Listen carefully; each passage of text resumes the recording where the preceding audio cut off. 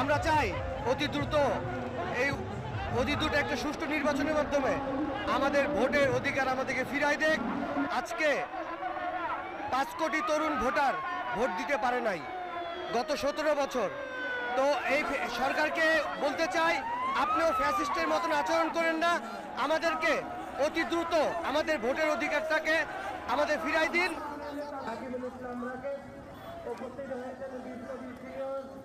10 মাস পার হয়ে গেল, অন্তর্বর্তীকালীন সরকার নির্বাচনের দিনক্ষণ ঘোষণা করছে না।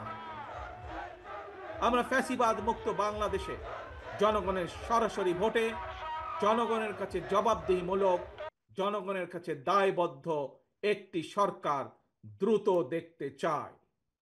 অন্তর্বর্তীকালীন সরকারের প্রতি আহ্বান, আগামী ডিসেম্বরের মধ্যেই জাতীয় নির্বাচন অনুষ্ঠিত হতে হবে।